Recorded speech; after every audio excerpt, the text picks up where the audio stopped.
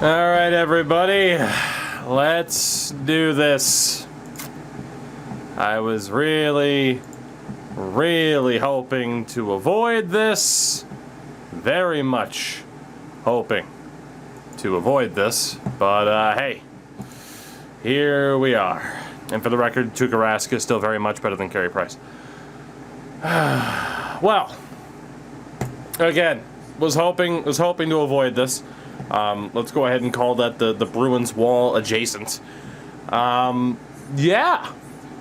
First things first, because we're going to talk about a lot of things, and obviously if you end up, if you end up listening to the podcast this Friday as well, I mean, I'm sure Deej and I will be discussing this a lot, because, hey, what are you going to do? We're going to have to talk about it again. For now, we can talk about it right now, and you get the direct feelings.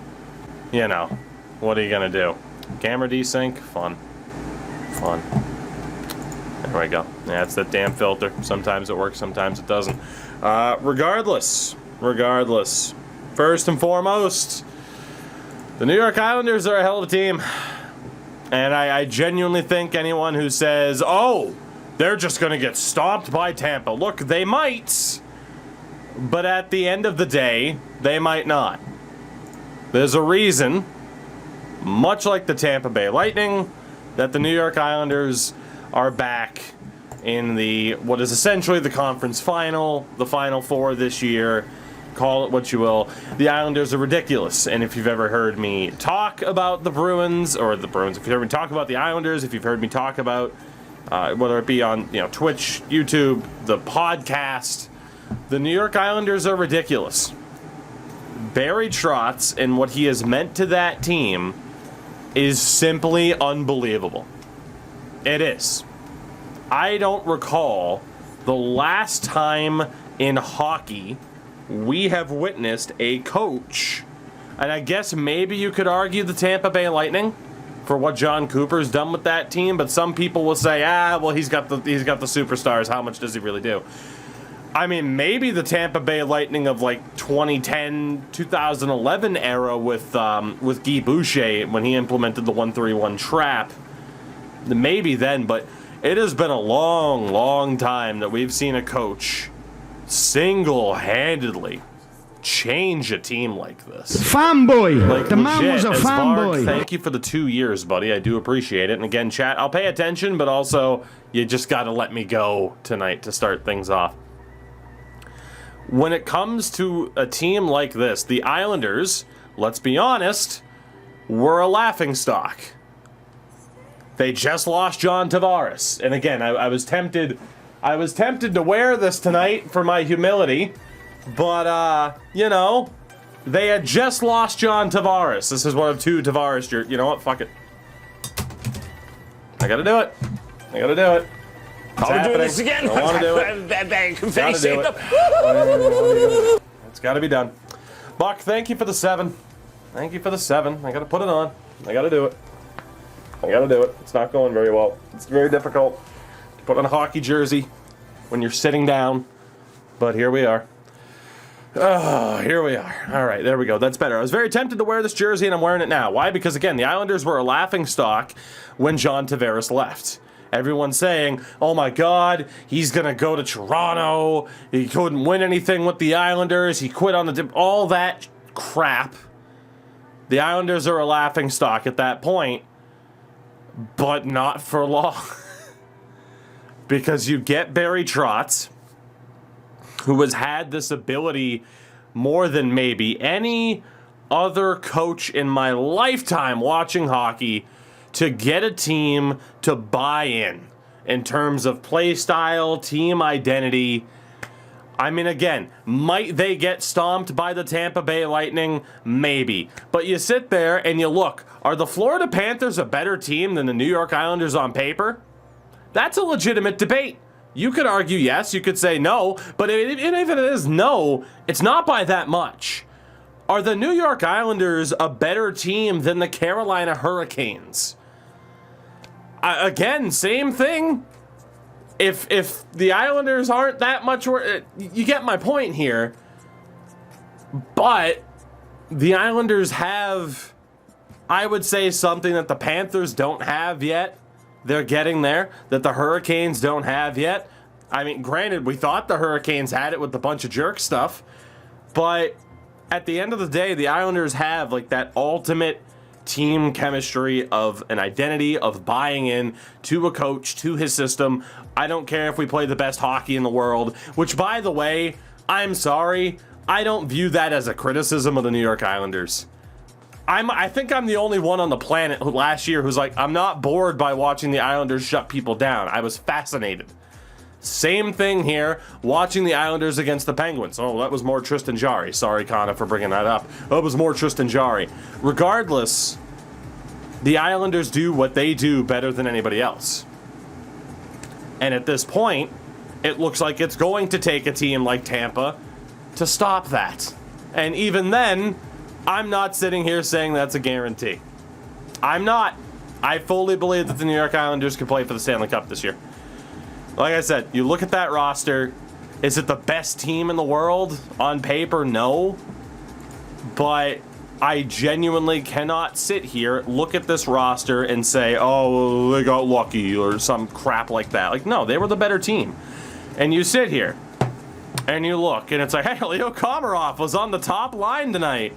Or at least was on Monday, I guess. But, like, Matt Barzal, in terms of waking up, obviously, comes down to it. Oh, here's Matt Barzal still haunting the Boston Bruins. And yes, he did. He did, and continues to do so. But between the Barzals, the Eberles, the Beauvilliers, I mean, look at this. Look at this scoring. No disrespect, none of these guys are superstars. Barzal's as close as they got. But Jordan Eberle, in terms of his production level, Anthony Beauvillier, one of the most unsung players in the league. I won't say underrated. I think everyone knows he's good. But Brock Nelson, especially what he just did in Game 6. Josh Bailey and what he's done. Kyle Palmieri. Oh my God, what a horrible pickup until he gets to the playoffs. And again, I will respond to that Carey Price comment once more by saying Tuukka Rask is a better goaltender than Carey Price because he is more consistent. That is a fact. Is Carey Price on a better run than Rask in the playoffs right now? Yes. Both can be true. Tuukka Rask, overall, better. Carey Price, incredible playoff performer. Kyle Palmieri didn't do shit after the deadline. Gets to the playoffs. Crushing. Just a devastatingly good player. And he's next to J.G. Pageau, another phenomenal playoff option. It's just stupid. And again, this defense, is it the best defense in the world? I mean, no, but I mean, look at this. They got production. They shut you down. Freaking Andy Green's 75,000 years old. And they're like, oh, do we need Ilya Sorokin? No, let's go to Semyon Varlamov and still somehow make it work. Even though Varlamov didn't look too good against the Penguins, which is why Sorokin took over. It's crazy, right? It's crazy. And that is the first thing. That is the first thing that needs to be said. Only the best get hot when it matters. I mean, fair. But, I mean, I'm going to ignore everything. Coy, you can have whatever argument you want. It's fine. I'm giving you enough of my time. Congratulations. Apparently your narrative's going to win over, even though it doesn't. The point is, the Islanders are crazy. The Islanders are crazy, crazy good. That's all that comes down to. So with that said, we got to get to talking about the Bruins because tonight, Game 6, was arguably McDavid, enough said about good players in the playoff. Yeah, right. No, Connor McDavid's not among the best of the best, though, J-Rose, because he can't get it done in the playoffs, don't you know? All that regular season shit, nah. Anyway, tonight was one of the worst elimination games I've ever seen the Boston Bruins play in my lifetime.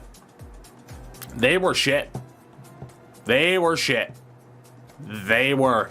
There's no other way to put it. Even if you look at the basic stats of it, 29 shots to 25. It wasn't that bad. It was pretty bad. It was pretty bad. Then, of course, you realize their only goals came on the power play as well. It was a trash game.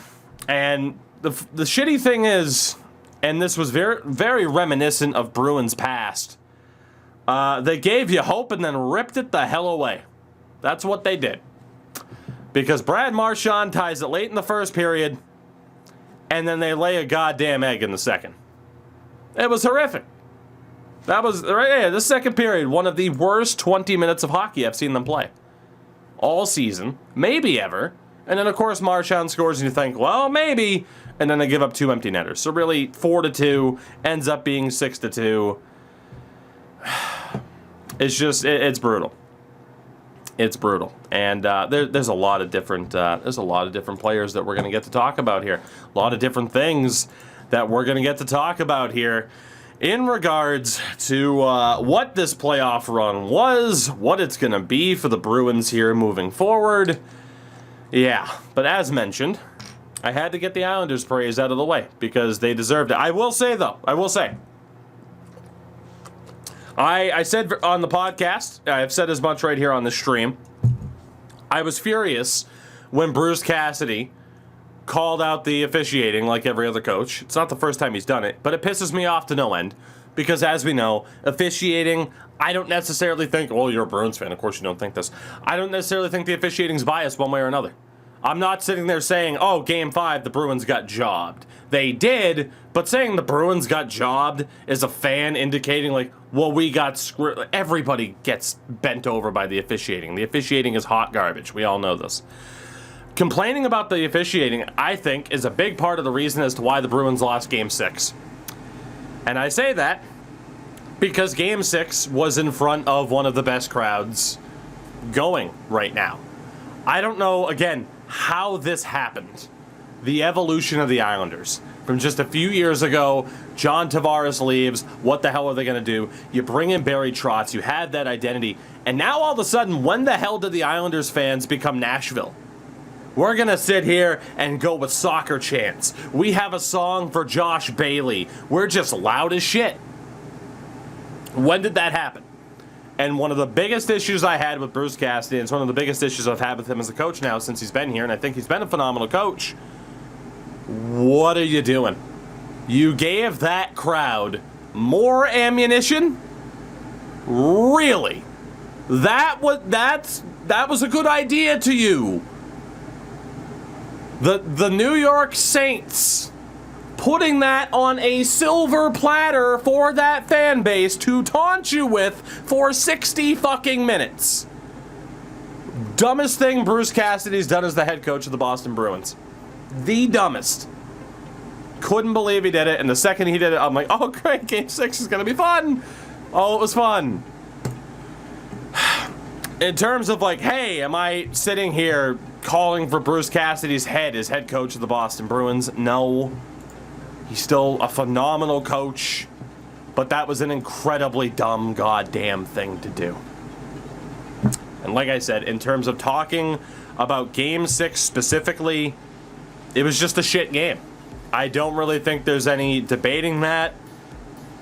Cassidy didn't have his best game either. I mean, you think to the third period where the Islanders are ragging the puck in the Bruins' own zone because that third line is out there. That third line, which is one of the most disappointing lines I think I've ever seen. The bottom six in general, don't worry. We're going to talk about it. It just wasn't good. That's all you can say. It just wasn't good. So I'm not calling for Bruce Cassidy's job. You know, I'm perfectly fine with him staying. We'll see how much longer he is the head coach of the Boston Bruins because it very much is dependent on what they do next. It is very much dependent. Koivu, you're gonna sit here and say like, oh, okay, no, I'm just gonna time you out. You're being dumb now. Just get timed out. But you see Ovechkin in the playoffs. Yeah, that's where you lose anybody's support, buddy. Regardless, in talking about the Islanders, and please God, if they brought back Claude Julien, I'd cry. When talking about the Bruins, again, you know, they handled the Washington Capitals. It was a series I was very, very much afraid of. They beat them in 5. And then you get to the Islanders, and I talked about this as well. You win game 1 fairly convincingly, 5-2 scoreline. And here, I'll switch back to the screen for a second. You win that first game by a 5-2 scoreline, right? Let's go to the, here, let's go to the old series tally here. There we go. You win this first one 5-2. Everything's looking good. You just beat the Caps, you're good to go. This game right here, you blew it. Because you allowed the Islanders to do what they do. And everyone remembers it, I'm sure. Jeremy Lauzon turns it over. Casey Cizikas scores on a breakaway. And again, I said as much at the time. You give them an inch, they take a mile. And that's what happened. You cannot make a mistake like that. They bounce back in game 3. Very happy with that. And then game 4 happens. And you have someone like David Krejci saying outright he didn't show up. And that other members of the team didn't show up. And that was fairly obvious. You have a 2-1 series lead. Game 4 on the road. You win, you have a chance to end it in game 5. And you didn't fucking show up? Are you the Toronto Maple Leafs? Like, come on now. And that's not a shot at Leafs fans, but everyone knows that. That team has had a history. Babcock, Keefe, doesn't matter who the coach is. That team has had a history of being like, oh, we just didn't show up on time. When the fuck did the Bruins become the Leafs? What is this? And then game 5. You have a chance. You have a great chance to win this. And to take the 3-2 series lead. Yes, there was some shitty officiating. But at the end of the day, too, yeah, you gave up 3 goals on the power play. You got jobbed. It is similar to the Vegas thing. You'd want to kill. You got jobbed. It is what it is, though. The goaltending didn't show up in that one. Tuukka didn't show up. I'm not sitting here saying Tuukka didn't show up. There aren't too many goalies you can look at in the Stanley Cup playoffs and say, like, their hockey reference game logs that don't currently have a game where they didn't show up. And I mentioned this as well on Twitter. And I'll bring it up now. The idea here, this is Tuukka Rask in the first 5 games of the series. Game number 1, not ideal, a 909, meh, but they got the win. Game 2, in my opinion, that was his first bad game. That was. You know, Cizikas ends up winning in an overtime. That was his first bad game. The man was a fanboy. Can't see who that resub's from, but thank you. And then again, game 3, phenomenal. Game 4, phenomenal in the loss. And then game 5. And again, I'm not going to sit here and say, oh, that's 750s on Tuukka. Well, if it was Carey Price, you'd say it's on Tuukka. Here, let me get that out of the way for you. Everybody knows, again, the penalties, the team in front of him fucking quit. And what happened in game 6? The team in front of him fucking quit. And Eichel, thank you for the 19. I appreciate it. At least you're not a Sabres fan. I'd rather be a Sabres fan right now, to be honest. You have already gone through a lot of the pain. The Bruins on the precipice of going through a lot of pain in the moment. Well, at least 10 years ago they won something. Should have put Swayman in the net. We'll talk about that. I don't think it would have helped. I don't think it would have helped. You got to go with Tuukka Rask. You got to go with your guy. I have no issue with them keeping Tuukka Rask in. That said, in terms of the idea of the team quitting, I mean, I saw it twice. Really, if not 3 times. If not 3 times, the idea of the team just quitting. I mean, they made the mistake here. They quit in game 5, or game 4, excuse me, and they quit in game 6. So 2 games they quit in, 3 games they apparently didn't show up for, or 2 or 3. Like, it's just, it's unacceptable, and you're not going to win a series like that. You're just not. And it sucks. It sucks a lot. So, to look at the roster then, because we will talk about Don Sweeney. We will talk about what's next for this team, kind of all at once. In talking about this team, I mean, you can't sit here and complain about the top line. I think anyone that sits there and complains about Marchand, Bergeron, Pasternak, I mean, I don't know what to tell you. You're practically brain dead. I would have someone check your pulse, because how the hell are you even breathing on your own? And that's pretty much where you get to the issues from there. Unfortunately, Hall, Krejci, Smith, which was fantastic in the back half of the regular season, couldn't keep up the pace. I mean, again, Taylor Hall had 14 points in 16 games, but you get to the postseason. Did that Hall, Krejci, Smith line deliver like it needed to? They weren't atrocious by any means. You know, half point a game pace for Hall, but you needed a little bit more. You needed a little bit more. I think that's fair to say. I'm not sitting here saying Taylor Hall was a bust for the Bruins. He wasn't. But this line and what they were capable of compared to the output that they had in the playoffs, you'd like a little bit more. But I'm not sitting here saying get rid of Hall, don't bring him back, don't bring back Krejci and Craig Smith, what a loser. Like, I'm not saying that. However, here's the issue and why you would say, well, maybe a little bit more out of the second line would have been a good thing. The Bruins' bottom six was, I don't think it's hyperbole to say the worst it's ever been. I don't think it's hyperbolic to say that this bottom six let this team down to no end. Jake DeBrusk has scored some clutch goals for the Bruins at times. There's no denying that. I think Jake DeBrusk's time in Boston is probably done.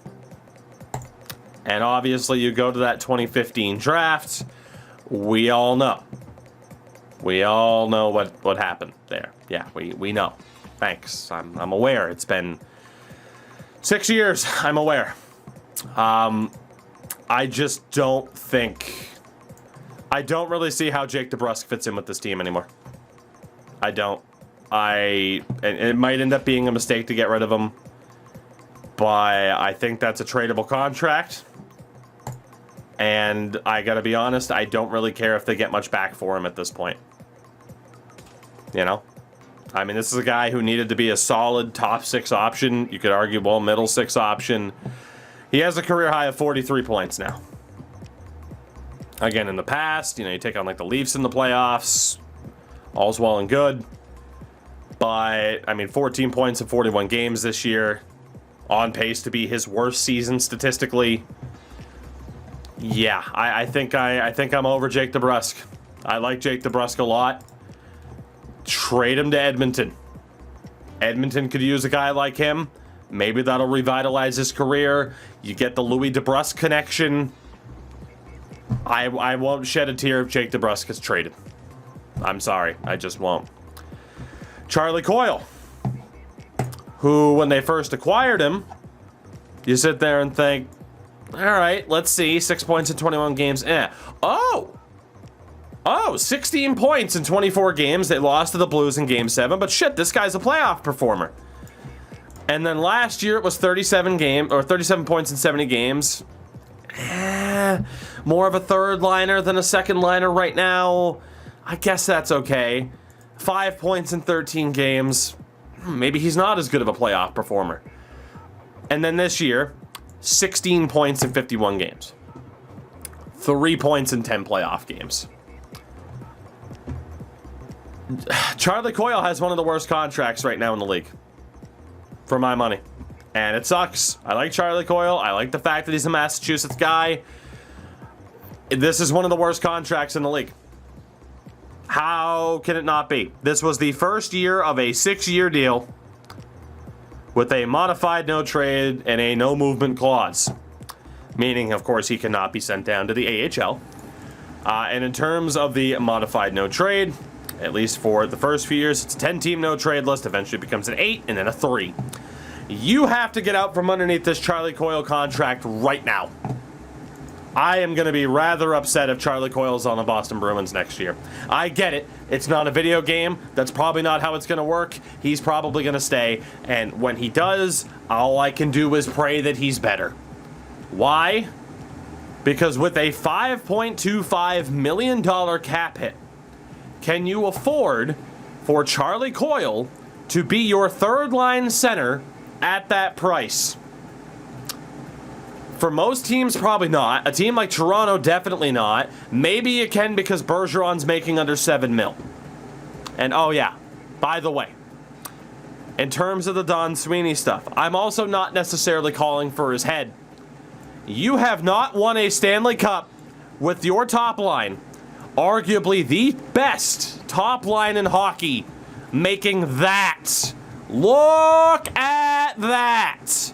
Look at it. That is the best line in hockey. Colorado, you can disagree, whatever. I don't fucking care. I have a McKinnon jersey. Shut your face. I'm not biased. There's a fucking Avs jersey in the background. The best line in hockey is making less than 20 million combined. All three of these players are top line players on any other team. Oh, Patrice Bergeron's on Colorado. He'd be on the second line. Move McKinnon to the wing. And they haven't won a cup with this. They've been to the final, and you fucking laid an egg on home ice in Game 7 against the Blues. How have you not won with that? So again, can you get away with Charlie Coyle being your third line center? Sure. It's not ideal. Even with David Krejci's contract coming off the books. I don't like this contract for Charlie Coyle at all. At all. And the idea, from the looks of it, I might be wrong. Initially, the idea was Charlie Coyle usurps David Krejci as your second line center. No. No, thank you. Absolutely not. Please, God, no. And even the idea of running it back next year. Bergeron's back, final year of his deal at $6.9 million. Nice. David Krejci, he comes back. David Krejci was fucking great this year. He'll make less than $7.25. I don't know anyone that's going to pay no one's going to give David Krejci a raise at 35 years old. He'll make less. Bergeron, Krejci, Coyle. On paper, sounds fantastic. Because on paper, it was supposed to be this top six with DeBrusk, Coyle, Ritchie. We'll talk about Nick Ritchie. I can't say I have confidence in Bergeron, Krejci, Coyle. Charlie Coyle is probably the biggest reason for that. Potentially two 35-year-olds with a crap ton of playoff miles on them, and Krejci and Bergeron, also a big factor. So already, you're talking about, I'm cool with Taylor Hall coming back, but we don't know if he will because he's not going to make $4 million. He's going to make at least what Krejci's making, you would think. Whether or not the Bruins are the ones to give it to him, who knows? Maybe he makes like 6, but regardless, he's getting a pay raise. David Krejci, he'll come back. If he comes back, it's for less. Is David Krejci going to want to come back? He's been here his entire goddamn career, but you don't know. Craig Smith will be back. Is he the ideal second liner? Maybe not. He's a good second liner. He'd be an elite third liner. I'm good with Jake DeBrusk leaving. I'm good with Charlie Coyle leaving, even though he probably won't. Then you get into other factors with this forward core, and again, we'll get to the defense, we'll get to the goaltending, we'll get to the entire situation. This is gonna be a long one. Buckle up, grab your popcorn. We're gonna be here. The fact they had to rely on Carson Kuhlman on the third line is tragic. Carson Kuhlman is a fourth line energy guy. That's it. That's it. I mean, it is what it is. I don't hate Carson Kuhlman, but man, if Carson Kuhlman's on your third line, something's wrong. And indeed, something was wrong. Nick Ritchie, who looked okay in the regular season, borderline good in the regular season. I mean, 26 points in 56 games for a middle six option. That's not that bad. But, yeah, no, I'm done with Nick Ritchie. You know, that idea, like, in the past, you've looked at him, and when he was on the Ducks, like, you could look at the amount of hits he would have per season. He would hit everything that moved. I don't necessarily think he played that style for the Bruins. And you get somebody the size of Nick Ritchie at 6'2", 230, and that's kind of what you're expecting. That's not what he was. And in the playoffs now with the Bruins, he has 5 points in 18 games. I'm over Nick Ritchie. I am. And look, I know they gave up a decent amount to get Nick Ritchie. They did. They gave up Danton Heinen. And by a decent amount, and let's be honest, it was more of a combined trade. You know, with the Andre Kasha stuff, which I would have rather had Danton Heinen than Nick Ritchie. There's a lot of Bruins fans that are laughing at me right now. I would have rather had Danton Heinen than Nick Ritchie. Sorry, I would have. So does Nick Ritchie come back? He's an RFA, so the odds are decent. God help us if he's making any more than what he's making. If he makes anything more than 2 for... If he gets $2 million for 3 years, it's a possibility. Again, who knows? Sean Corrali, it's just kind of the same thing. I'm just kind of over it. In terms of a locker room guy, an energy guy, sure. But man, at some point, you got to have an impact on the scoreboard. And he did in 2018-19, 10 points in 20 games for a fourth liner. Like, God damn, yes. He has 3 points in his last 20 playoff games with the Bruins. 9 points in 47 games this year. Would have been his second lowest point pace since becoming a Bruin since his first year here. I mean, if you keep him, sure, but why? Why not give somebody else a shot on the fourth line? I just don't know. And then, God help us, Chris Wagner signed for 2 more years. And again, I like Chris Wagner. I like the story. Massachusetts guy. But man, 3 points in his last 22 playoff games. 5 points in general as a Bruin through 34 playoff games. I get it. You're a fourth liner. You're not necessarily meant to score. But then you have to have a bigger impact on the ice than what you've had. And he wasn't great in the playoffs here. So you're talking about for the Bruins, top line performed. Second line was solid, not great. And you got nothing from your bottom 6. Nothing. It's not all that surprising. It's disappointing. DeBrusque can do better. Coyle can do better. Ritchie can do better. And I get the argument might be, well, you're saying Taylor Hall was okay, but he only had 5 points. Nick Ritchie had 4. It's not so much solely about production. It's about everything else that happens in between. I still like Taylor Hall's play more than Nick Ritchie's on the in-between plays.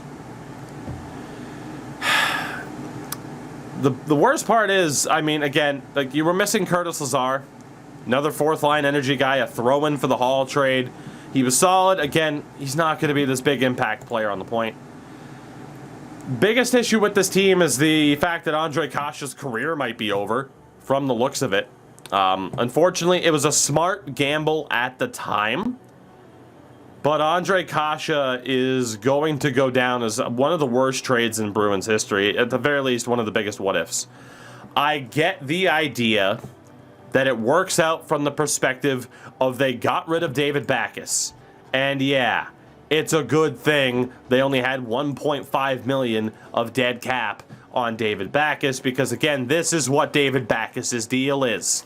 Or was. He's probably going to retire. I get that it was good from that perspective. You know, and again, you could essentially say that Danton Heinen was also in that, and you got Nick Ritchie back. You gave up Axel Anderson, former second-round pick of a defenseman. We'll see what the hell happens. You give up the pick that becomes Jacob Perreault. That is what it is. I'm cool with teams giving up first-round picks if it means you went for it, right? And they went for it. Ondrej Kase, in case you can't really see it on screen there, we'll go back over to Cap Friendly. Ondrej Kase has played 9 regular season games as a Bruin and 11 playoff games. That is a grand total, ladies and gentlemen, for those of you who are mathematically slow. He played 20 games. 20. Had 5 points. Because the man can't stay healthy. It's not his fault. It's nothing personal against him. This deal backfired in tremendous fashion. Like, my God, has that deal just been horrific. And in theory, you know, I guess you could, like, again, maybe certain moves aren't made if he's healthy. But in theory, say he's healthy and they make this team work. You'd like to think, and again, the big part of the reason as to why they got him is, you know, or why they got Taylor Hall is he was injured. Who knows what the hell happens if he's healthy? It's just a disaster. It really was. I got to admit, I'm a bit surprised we didn't see Trent Frederick in the playoffs. I'm not saying Trent is going to be this gigantic impact on the score sheet, but when Chris Wagner and Sean Corrali aren't necessarily getting it done on the score sheet, aren't necessarily getting it done in a physical capacity, send Trent Frederick out there to be a wrecking ball. What, are we going to lose 7-2 instead of 6-2? Throw Trent Frederick out there. Why not? The kid had 65 penalty minutes in 42 games, for God's sakes. So, from the Don Sweeney perspective, you might sit there and think, like, oh man, you must be pissed at Don Sweeney. And no, I'm not. He did go out and get Taylor Hall for pennies on the dollar. He was great in the regular season. He was okay to solid in the playoffs. I'm not mad about that. The Craig Smith acquisition was great. But it's at the point now where they did the logical thing of investing in Jake DeBrusk, but it doesn't look like it's going to work. They did the logical thing, I'd say, of investing in Charlie Coyle, but right now, that's looking very scary. You had no way of knowing necessarily that your fourth line was going to be this bad. That's my argument there as to why I'm not mad. I don't think you could look at this roster and say the bottom six was going to be this poor. It could have happened, surely. You know, I mean, it's not a, let's say, a Tampa caliber fourth line, which according to Cap Friendly, I mean, Tyler Johnson's not a fourth liner, for God's sakes. But, you know, you look at that Tampa fourth line, you're like, all right, Patrick Maroon, Tyler Johnson, still two very good players. Fat Maroon there, I'll correct myself before you do it. The problem is, you got someone like Ross goddamn Colton in the lineup, and look at what he's doing. You know? You know? So, from the forward perspective, yeah, it was incredibly disappointing. It was. I don't think there was anything necessarily wrong, but a lot of things didn't go right. Speaking of a lot of things didn't go right, you look at this defense. Matt Grzelcyk in Game 6 had arguably the worst game I have ever seen Matt Grzelcyk have. So he had impeccable timing in that regard. I'm not sitting here saying fire Matt Grzelcyk out of a cannon. He's making under $4 million. He had a god-awful game. He did. I'm not going to say he had the best playoffs in the world either. I like Matt Grzelcyk. I don't want to see him go anywhere. People will ignore 20 points in 37 games as a defenseman. He had a god-awful game. Charlie McAvoy is one of the best defensemen in the NHL. Period. Full stop. It's not debatable. If you want to say at worst top 10, sure. Let's be honest, he might be a top 5 defenseman in the NHL right now, minimum. He's that good. That's not Bruins bias. Look at the numbers. Watch him play if you're an eye test kind of person. He is the real deal. He is. Does he deserve better than Matt Grzelcyk there? In an ideal world, sure, Matt Grzelcyk would be a second pairing guy. Who would you prefer to have on that left-hand side? Zdeno Chara? I don't necessarily think having Chara as a top pairing defenseman would have been the answer. I don't know if having Chara would have been the answer at all. Which brings me to the rest of this team. And again, here is where I don't blame Don Sweeney. You had to find out what you had with your younger players. You had to find out.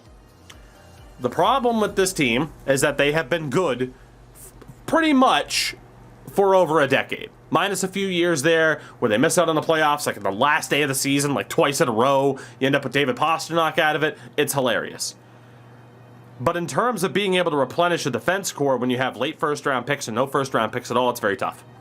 And for a long time, they were so defensively set with your Charas, your Seidenbergs, your Boychuks, your Ferences, your McQuaids.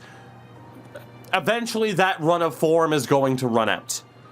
It does not help when you swing and miss in 2015 and draft Zaboral, but Zaboral was still here. And you need to find out, okay, what is Zaboral? What is Jeremy Lauzon at 24 years old? You needed to find out. And look, I get it. You don't have Chara, so you got to end up trading for Mike Riley. You don't have Chara. You know, what are you going to do? You have to end up getting Jared Tenorti I think it was off of waivers from Nashville. Indeed it was. It's right there. There you go.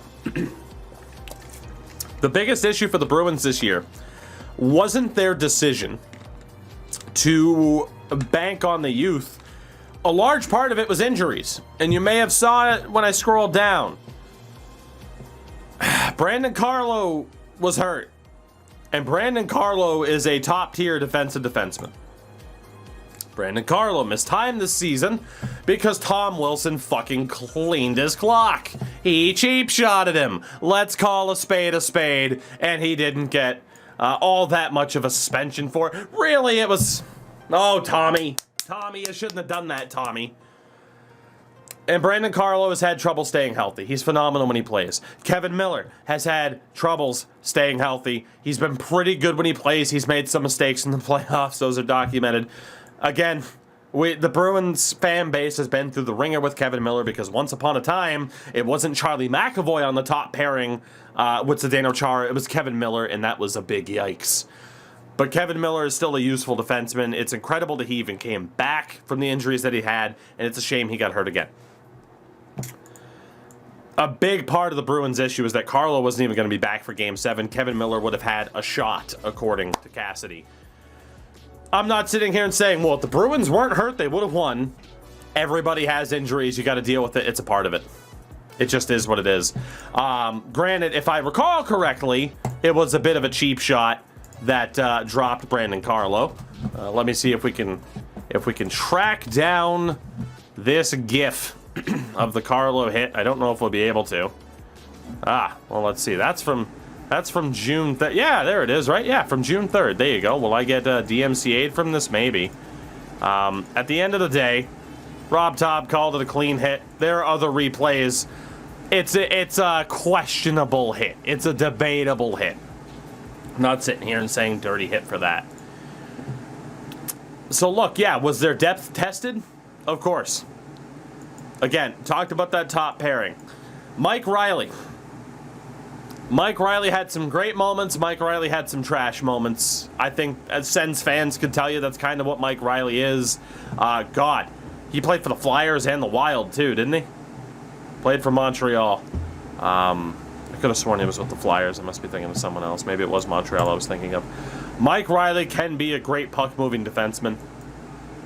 He was solid, but not great. You could say closer to the poor end of the spectrum if you wanted. Again, these injuries, you end up with Jeremy Lauzon on the right-hand side when he's a left-handed shot. Not exactly what you want. Again, Jeremy Lauzon had that gigantic mistake in Game 2. I would be okay with Jeremy Lauzon coming back, and he will. He's an RFA next year, so he's fine. You had to know what you were going to have with Jeremy Lauzon. Again, in an ideal world, does Jared Tenorti play 3 games? No. Jared Tenorti is a solid depth option. He can help you in the regular season. It's a bit shaky if you're in the playoffs. And it's kind of the same thing with Connor Clifton now, too, even though he's signed for a while. But, again, I don't blame Don Sweeney for figuring out, okay, what do you have with Lauzon? What do you have with Clifton? You had to do it. Again, the injuries were a big part of the issue here. Obviously, like, Urho Vakanainen hasn't made the jump yet. These two being hurt's unfortunate. And I think you know now what you have with Jakub Zboril. You know? I mean, considering he was still the odd man out. He played 42 games in the regular season, but the fact that you have defensemen injured and he doesn't draw in, well, guess what now? At 24 years old, the Bruins know what they have with Jakub Zboril. Maybe, just maybe, it turns out he just needed that experience, and next year he'll take an even bigger step. It's possible, but odds are, yeah, guess what? Officially official as if it wasn't before. We all know that that was a gigantic swing and a miss. It happens. Fortunately for the Bruins, it kind of happened 2 out of 3 times. I'm not calling DeBrusk a swing and a miss. I mean, again, I don't think Leafs fans would call him a swing and a miss after what he's done against them in the playoffs. But yeah, this 2015 draft is still coming back to haunt the Bruins. It is. Let's just call a spade a spade. So defensively, is there anything they could have done better? Not necessarily. You had injuries. Your young depth got tested. You had to find out what you had with those guys, or you had to move on from them. Like, what would I prefer? The Bruins to fall to the Islanders in 6 in a season where they tried to find out what they had with Lozon and Zaboral and others, or you trade Lozon and Zaboral for a 6th, and then all of a sudden, oh, who's this John Marino guy in Pittsburgh? Oh, the Oilers had him and traded him for nothing? I'll take the Bruins losing to the Islanders and at least finding out if these young players worked. I'll take it. I'll take it. Because this hurt of, you know, as all fan bases have, I think, for the most part, that feeling of missed potential when your team loses in the playoffs, this hurts less than it would be, no offense Oilers fans, to see a young player finally get a proper chance and succeed. That feeling sucks. Sucks. Sucks. We get to the goaltending. Right? Let's talk about the goaltending. I'll see if I can refresh here. I guess they're not going to have the stats up yet. Bottom line is, Tuukka Rask is still a fantastic goalie. If you deny that, you're an idiot. If you blame Tuukka Rask, again, who might apparently need surgery, I know some people are still saying, well, is he okay mentally? Tuukka Rask, if he wasn't good, would not have played. Flat out. Flat out. And good in terms of, was he capable of playing close to his best? The coaching staff thought so. He thought so. They went for it. It's fine. Again, a reminder here. We'll take a look at the playoff game logs and what Tuukka Rask did this postseason, shall we? Let's do that now. You look here against Washington. First game of the playoffs, that 9:06. They lost. 923, 946, 950, 976. Get off my fucking nuts if you don't think that Tuukka Rask is a goalie.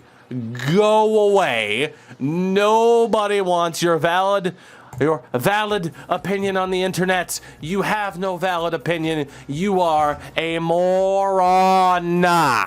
If you think Tuukka Rask isn't a good fucking goalie. But Tougie, what about the Islanders? Fuck yourself. Fuck yourself. I am sick of this bullshit debate over whether or not Tuukka's good because he didn't win like Tim Thomas did 10 fucking years ago. Newsflash. Tim Thomas had a better team in front of him than Tuukka Rask ever has in his time in Boston. Oh, but didn't he basically have the same fucking team in front of him when they blew it to the Flyers? No! They made some changes. Otherwise, Blake Wheeler might still be a Bruin, and he'd blow it here instead of in Winnipeg. 2019, though, Tougie, they had a great team. They did. Not good enough.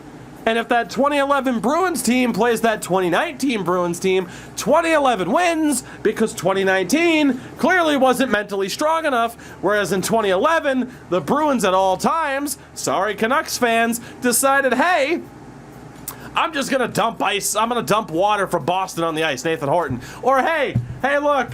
Hey, look. It's Henrik and Daniel Sedin. And we'll get away with it, too, because it's playoff hockey, baby. I'm sorry, Henrik. You gotta sit down here. I do love this jersey. Anybody that debates, thank you for the resub. Anybody that debates whether or not Tuukka Rask is a good goalie, if you think he's less than a good goalie, you are you belong in an institution. And not of the highest degree, you belong in a padded cell. This Islanders series, 909, not the best game in the world. You can forgive it. They won. 897, again, look at the mistakes his team made in front of him. Look at the mistake that led to the overtime winning goal for Cizikas. Oh, what's that, Tougie? Oh, games 3 and games 4, he was fucking fantastic. Oh, you don't say. You don't say he was fucking fantastic. Of fucking course he was. It's Tuukka Rask, you fucking knob. Oh, but what about this one? What about this one? 4 goals on 16. Did you not see the team in front of him quit? The penalties aside and the garbage officiating aside, The team in front of him then quit. It wasn't that, well, the refs fucked us. The refs put the Bruins in a bad situation, and the Bruins said, fucking them out. Just like they are out of the playoffs now. And the same goddamn thing happened tonight in Game 6. It did. They fucking quit on him again. I am not saying that Tuukka Rask has always been a perfect goaltender. I remember some of these games against Carolina here. I remember some of these games against St. Louis here. Although, hey, look at that. It's Game 7. Oh, what happened in that game where he had an 800 save percentage? The team fucking quit in front of him. Anybody who's going to sit here and say Tuukka Rask is the reason why the Bruins have lost over these years needs their goddamn head checked. I am dead serious. There is something wrong with your cognitive abilities. There is something wrong with your ability to properly process information in front of your head. I do not understand. Has Tuukka Rask played his last game in Boston? There is a decent chance that, yes, that is the case. There is a decent shot of that. He's 34 years old. And the bottom line is the Bruins have a guy that might be ready. I do think there's a decent shot he comes back. Why? Jeremy Swayman's 22 years old with very, very little NHL experience. And right now, there is the trend of rushing goaltenders. Not Russian goaltenders, although there's a trend of that too, of rushing goaltenders. I am not saying that Carter Hart wasn't ready for prime time. There's a lot of reasons as to why the Philadelphia Flyers fucking blew it this year. You talk about a team with playoff potential blowing it. Philly blew it. The Bruins, they blew it. If you are an NHL team right now, you need to be very careful. Because goalie development is just so fickle. It's like walking on thin ice. You get it right, you're golden. Golden. If you get it right. Shit, when did Andrei Vasilevsky become the starter for the Lightning? I'm going to go to old fantasy tools, go to old depth chart. Should have left this Tampa tab open. Andrei Vasilevsky, when did you become the starter? You're 26 years old now, and you have been playing for this team since 2014-15. You've been the starter since 16-17. Sometimes when you put a goalie into the fire, it works, and it works out long terms. But sometimes you put a goalie into the fire a bit too early, they crash and burn, and they're done. They're never the same. Hopefully, Flyers fans, I'm rooting for Carter Hart. I think he's great. But I think teams like Florida with Spencer Knight, and let's be honest, they're going to be very careful because they're probably stuck with Bobrovsky. A team like Boston has to be very, very careful about leaving Jeremy Swayman as the guy without somebody decent to bounce off of. Which is why I'm perfectly fine with Tuukka Rask coming back. If this is the new Rask Thomas with the roles reversed for Tuukka, I'm happy. I do not think Jeremy Swayman should be the undisputed #1 starter next year. That would be a mistake. And if you're talking about goaltenders that are on the market this year, I mean, in terms of trading, man, do what the hell you want to do, right? In terms of trading, I mean, who the hell would you even pick up right now that you could say is a better goalie than Rask? You look at the free agents. Freddie Anderson, get the fuck out of here. Pekka Rinne's done. Devin Dubnyk's probably done. What are you going to pay Ranta? Ranta can't stay healthy to save his life. James Reimer's not that guy. James Reimer's great, but no. Grubauer is going to get way too much money to stay in Colorado. It's not going to be Peter Mrazek after his playoff performance with Carolina. Like, if it's not Rask, you're going to have to either bring back Halak or pay Jonathan Bernier. Right? Like, who else are you going to get? If it's not Rask with Swayman or Halak with Swayman, you're going to have to go for Jonathan Bernier. I wouldn't trust Riddick. I wouldn't obviously trust Hutton. Nilsson's going to get, well, he's done, actually. It's Allmark that I'm thinking of, who's probably going to get a boatload of money from somebody. Sorokin will be re-signed. That's a given. Like, who else would you possibly go for? There is nobody obtainable aside from maybe Chris Driedger. I think Chris Driedger would be the only guy, aside from like a Bernier. And do I want to trust Chris Driedger? No disrespect. He has been phenomenal. Look at that. Phenomenal for the Panthers. Do I want to trust Chris Drieger and Jeremy Swayman to lead the Bruins into the... No. So I hope Tuukka Rask comes back. What that contract looks like, I don't know. I imagine it wouldn't be $7 million. But a short 2-year deal at 5? Fuck yeah. Bring back Tuukka Rask. I do not care, again, what any of those invalid opinions that love to spout off on Twitter and Facebook and everywhere else have to say. Well, why is their opinion invalid and yours right, Tougie? Why do you always feel like you're right? Because I'm fucking right! Tuukka Rask is the best option this team has in goal. Oh, that's not a very good option, is it? It's much better than 90% of the teams in the NHL get bent. That said, oh, and John Moore was hurt too, by the way, this year. Speaking of bad contracts. For the Bruins moving forward. Hey, remember when I praised the Islanders like 7 hours ago? For the Bruins moving forward, the situation looks like this. And we'll zoom in a little bit more here because that's a bit weird. Go right back to where I was, basically. Okay, am I calling for Don Sweeney to be fired? No. Here's one reason. The Bruins have their first-round pick this year. Bet you didn't think that was possible. Thanks, Buffalo. The Bruins have their first-round pick this year, which is fantastic, and they're only missing their third next year. Like, in terms of the capital in the draft, they're set up very well. And if you were to decide, man, maybe we retool, it would break my goddamn heart, but now would be a decent time for it. Although I don't know if Don Sweeney would want to be the guy to trade Patrice Bergeron before his second season with the C. So I can't help but think they're still going to go for it, as they should. I think as long as you have Bergeron, Marchand, Pasternak, and Charlie McAvoy, you have to go for it. We've talked about this on the podcast. I've talked about it in videos and right here on Twitch. The idea of, if you're Pittsburgh, as long as you have Crosby, Malkin, Letang, you have to go for it. You have to until they cannot go anymore. And sure, the idea is there of we'll rebuild and then bank on Crosby being 38 years old, but he has the new superstar above him, so it's like the Lemieux dynamic reversed. You never know. You never know how that's going to work out. And at that point, I mean, sure, you could go for it, but that takes a lot of buy-in from the player as well. So, could they rebuild? Yes. Do they have the ability to retool? Yes. Do they have the ability to weaponize prospects, roster players, and the draft picks that they have? Yes. And I think looking at this, I'm all right with whatever option they go with. If they choose to go for it, awesome.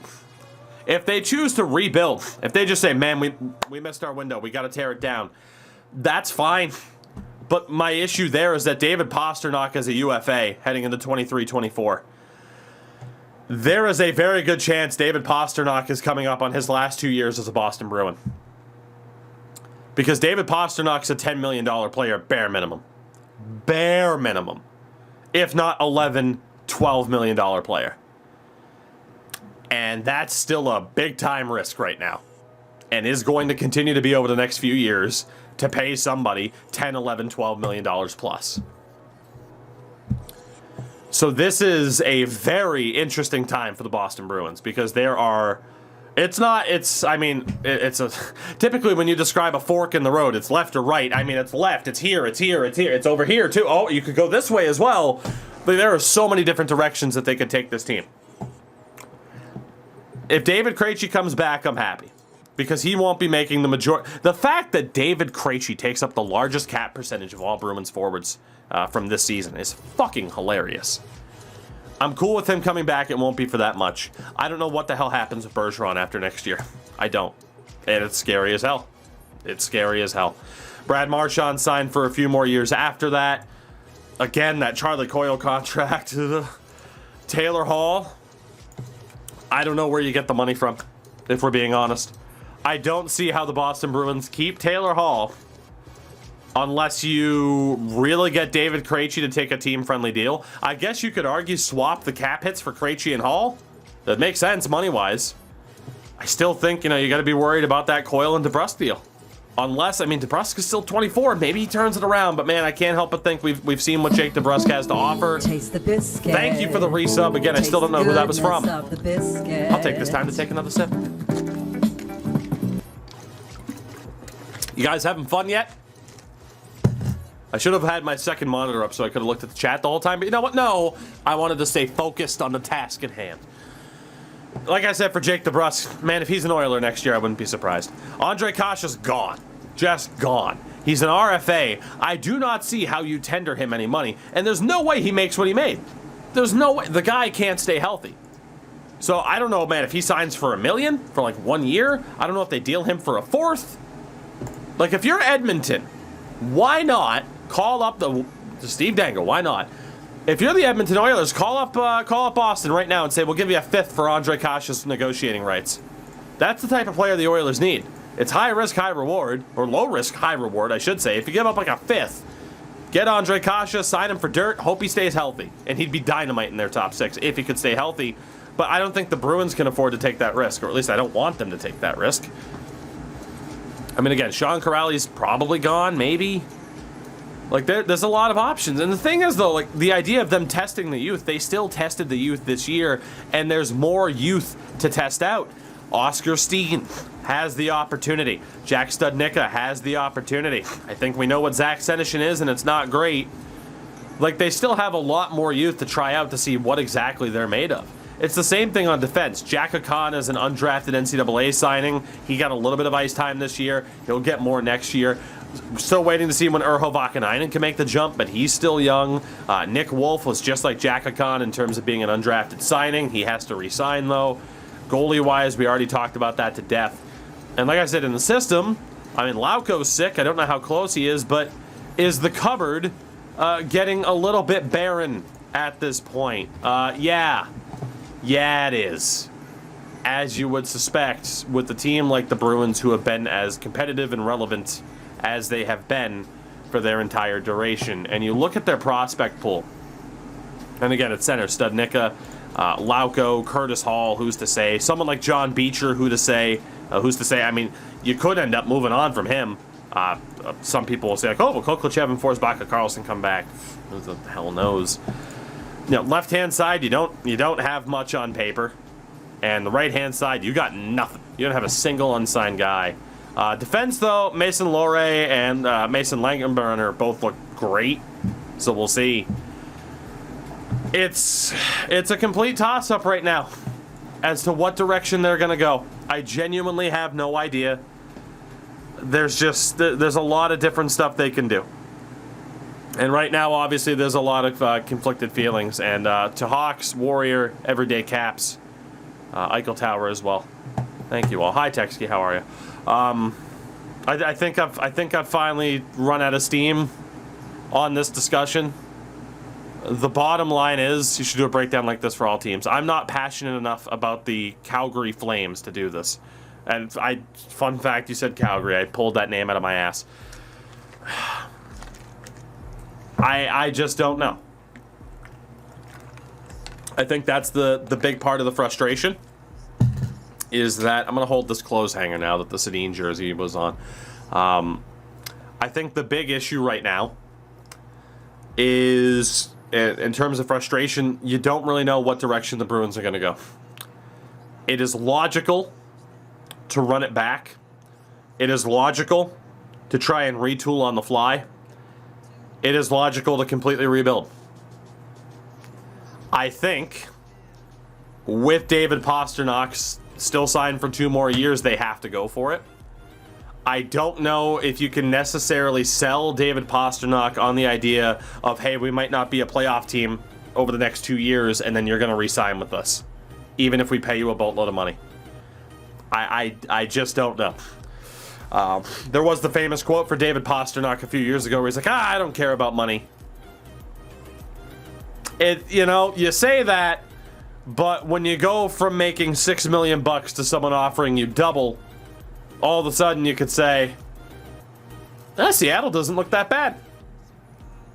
So, like I said, I don't know what direction they're going to go.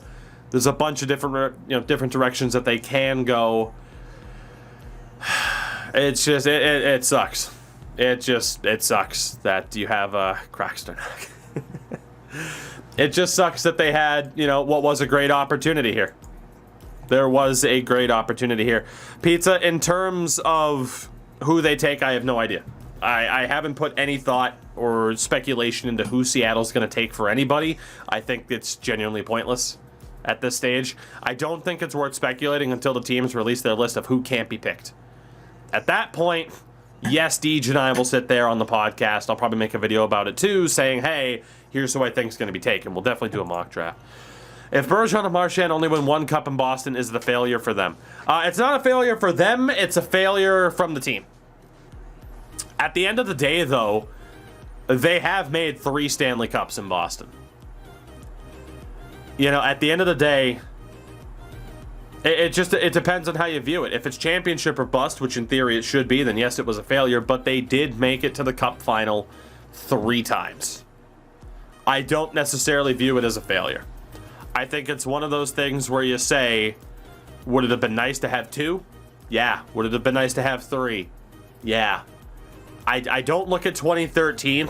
Look, 2013 sucks in terms of them losing to the Blackhawks because there should have been a Game 7.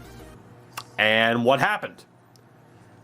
For as much as people talk about like the DNA consisting of like a failure trait in Toronto, the Bruins as well, at times over the past 15 years, really ever since the entire franchise was revitalized with the Chara signing, with the Savard signing. You know, after they moved on from Thornton and said, all right, let's build around Patrice Bergeron. We're going to bring in these guys. Ever since then, you know, and really 2008 was when they started making the playoffs again. They lost to Montreal. Since 2008, this team has been competitive. And I think you look at it to say, you know, 2013 sucks. There should have been a Game 7. But you look back to that point, I almost lost my train of thought. Should they have beaten Montreal in 08? Should they have beaten Carolina in 09? Yes. Should they have beaten Philly in 2010? Yes. Should they have beaten Washington in 2012 as President's Trophy winners? Probably. But then you get to 2013 and you have that trait of like, you had it. You had Game 7 in your grasp, and you blew it. Fish, don't sit here and try to say the Patriots aren't Boston. Shut up. You can't. You're not putting a stadium in downtown Boston. Go to the city. It's not going to work that way. They're Boston. Don't try that bullshit. You know, 2013 they had the ability to do it. 2019 they had the ability to do it. Like they have had a bit of a choking trait at times. Maybe not to the Leafs' extent because they got it done once, but kind of. So I don't think you can sit here and say like the Bergeron, Marchand, Krejci tenure would have been a failure, but obviously you would have hoped for a bit more. You know, I think if they were 0-3, yeah, failure. Maybe label them underachievers, but is that unfair for a team that won a Stanley Cup even though it was almost 10 years to the day that last happened? So, Fish, yes it does. Well, I'm sorry, Fish. The New York Giants. It's if you want to argue the New York Giants should be the New Jersey Giants, fuck it, whatever. But what are you gonna do? Put a stadium in downtown Manhattan? No. So if that's your argument, whatever. I'm just saying, don't post it here because it's stupid. And I love you, Fish. You've been here for 4 years, Fish. 4 years, and I love you. But let's not do that, please. Overall, I think you guys get the point. Rangers did. Madison Square Garden's an arena, not a stadium. Jay, I don't know if you know this, but MetLife Stadium is bigger than Madison Square Garden. I don't know if you know that. I haven't been to New York in a long time, but you know. Anyway, I don't know where the Bruins go next. I said it over an hour ago. The New York Islanders are one hell of a team. Are they going to beat Tampa? Look, Tampa's obviously the favorites, and they should be. But I think anybody that sits here and says, oh, 100% the Lightning have this series in the bag, I think you're wrong. And I think for the Bruins, like I said, I don't know what direction they're going to go. I have a feeling they're going to run it back. Let's be honest with how the league works, and because it's not a video game, I think there are going to be some players back that I wouldn't necessarily want to see back next year. But at that stage, all you can say is, well, they're still here. Let's hope for improvement. I'm looking at you, Charlie Coyle, basically. So, yeah, no, this loss sucks. And I said it on the podcast. That is the Tougies Take podcast, of course. Brought to you by Manscaped. You can listen to on every podcast platform, Spotify, and on YouTube in video form. I said as much, like, it's been a while since the Bruins have had, for me, what's been an extremely disappointing first or second round exit. And I get that makes me sound like a very spoiled, entitled sports fan, and trust me, I'm not sitting here looking for people to go like, oh, poor baby, you lost in the first or second round, and your team made the playoffs, we're Buffalo, we haven't done shit. Sorry, architect. But point being, like, them losing to Tampa, I mean, shit. Tampa's their kryptonite. Maybe the Bruins win this and they go on to get spanked by Tampa again. But at the end of the day, yeah, it just feels like they should have beaten the Islanders. And this is why, on the podcast and on stream, I never once said I think the Bruins had this in the bag guaranteed. Not once. If you listen to the podcast, you know I'm like, man, I'm scared. Like, I'm scared of Barry Trotz. I'm scared of what the Islanders can do. And here we are. So, it's not a feeling of surprise. It's not me being stunned. Like, how could they possibly lose to the Islanders? They're like, no, it's not that. The Islanders are amazing. It just, you know, I hear everybody from an outside perspective say, yeah, the Islanders are scary, but the Bruins are so good. And I'm like, man, I don't know. And that's where we are at this stage, unfortunately. So, we'll see what happens. I mean, obviously, as things continue to play out. Well, I mean, Airboy, the problem is, like, the Bruins are missing 3 defensemen, and that's something I talked about. John Moore, Brandon Carlo, Kevin Miller. It's tough for any team to win any series when they're missing 3 guys who are supposed to be on their roster, you know? So, again, to any Islanders fans that have hung out, I do appreciate it. To Bruins fans that are here, I thank you for going through this with me. And I guess, yeah, the last thing we will do is check out this J-Fresh thing. Game 1, the Bruins dominated the Isles, but after that, the series took twists and turns. New York deserved the win. I can't disagree. I do find it interesting. Game 5, right? Game 5, 62%. In terms of an expected goals for percentage. That is fucking nuts. 62%. Are you fucking joking me? And they lost that 5-4 because the team just fucking quit. Yeah, it was the game outright where the team just played like shit. The Islanders only put up 19 fucking shots. And again, game 4 as well. The team fucking quit. Game 3 was close, and it's funny though. Game 1, who deserves to win? The Bruins, they do. Game 2, the Islanders slight deserve to win, they do. Game 3, the Bruins win a close one. It's just super back and forth. Goalie battle in the series was tight until all of a sudden it wasn't. Yeah, and I mean again, Tuukka Rask will get blamed for this. Tuukka Rask will get blamed for Game 5 and Game 6, but no fucking way. No goddamn way. I'm sorry. We just went over the individual stats. There's no way. So, like I said, there were a lot of different factors to this. I can't fault it. You know, the Islanders deserved it, man. And I know the question's going to be out there for, oh, well, Tougie, who are you rooting for now? And I guess we'll look at the bracket here. And obviously, we'll talk about this on the podcast as well. I made the joke, not even a joke. I was actively rooting for Montreal over Winnipeg. Again, I was disgusted by what Winnipeg did on social media in regards to their use of the Jake Evans injury. So I'm happy Montreal won. Who the hell knows who wins this? Obviously, the idea is that whoever wins this series takes on Tampa. I can't sit here and say that I'd like the Islanders to win because then Tampa fanboys who are incredibly defensive, I'm not saying that's all Tampa fans. There are some great Tampa fans that continue to follow me. I am friends with Tampa fans. Again, 2004, I have that on VHS, for fuck's sake, because I'm old. 27, but I'm old. I watched that Game 7 so many times. I love Ruslan Fedotenko and Nikolai Khabibulin and Dan Boyle and so on and so forth. Yes, I called them out for doing an incredibly stupid fucking thing in the middle of a pandemic by holding a goddamn parade. They're fucking idiots for that. They're an amazing hockey team who deserve to win the cup. And if they win the cup this year, they fucking deserve it because they're unbelievable. Oh, but Tougie, they're $18 million over the cap. You're just fucking mad that your GM wasn't smart enough to do that. I know I am. Would I like the Islanders to win? Yes. I feel like it's a better story for the Islanders to make it, get revenge for last year, make it to the cup final for the first time in 40 years almost. On the flip side, yeah, Montreal can suck a dick. Sorry, Habs fans. Nothing personal, but fuck off. You haven't won in my lifetime. I hope it stays that way. Get bent.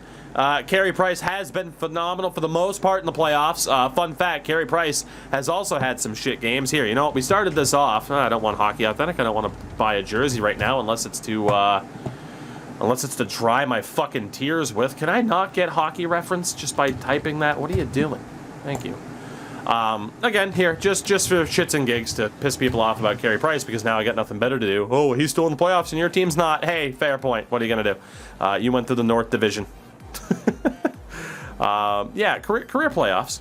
Career playoffs here. Again, case in point, a goalie can be phenomenal, but also still have some struggles, right? Like you look at the Toronto series. Hey, it's pretty good. Hey, it's pretty shit. Hey, it's pretty good.